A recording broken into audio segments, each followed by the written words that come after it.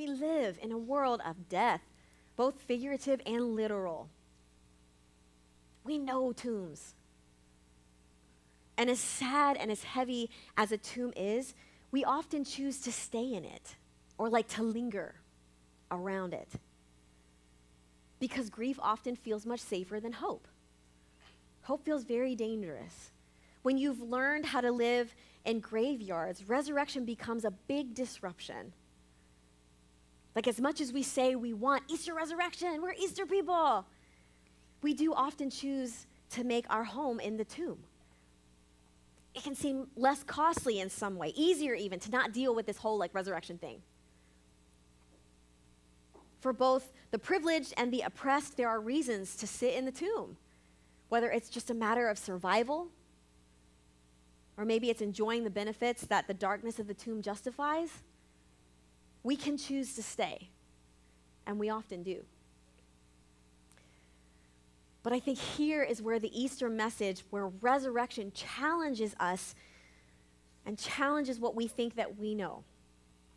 Jesus is no longer in the tomb, and we don't have to be either.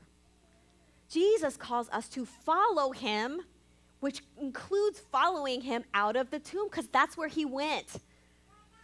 To realize resurrection is to get up. It's to move out of the tomb because we believe that death will not have the last word, that it is not the final act.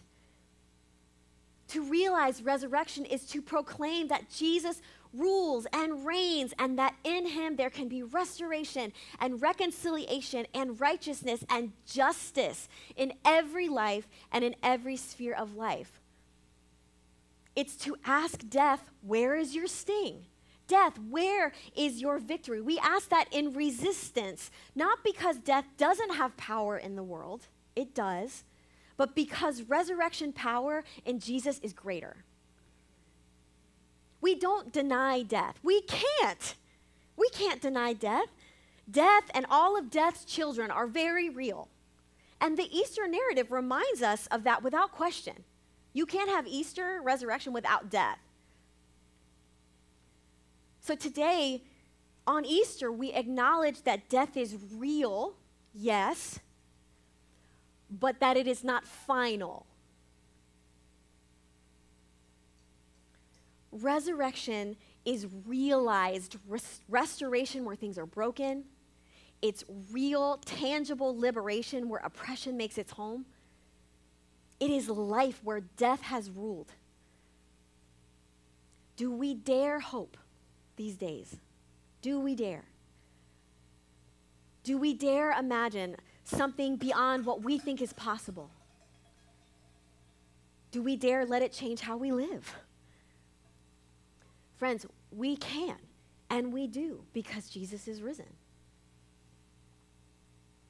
The Easter story is not just like abstract hope. That's not what this is. It is not just a message centering positivity or like spewing out promises that sound nice or make you feel good.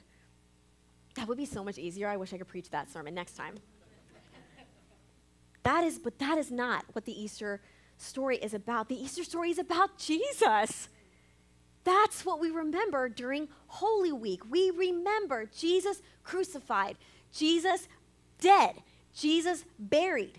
And then today on Easter, we remember Jesus risen.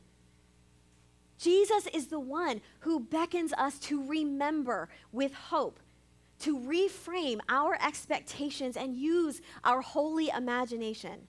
Jesus is the one who is able to make resurrection realized in our lives. Friends, the resurrection is not just an event. It is the person of Jesus raised to life. Hope without the risen Jesus is just fragile and very fleeting. Imagination without the risen Jesus is fantasy. But the resurrection realized through Jesus in us anchors both hope and imagination in a real, living reality.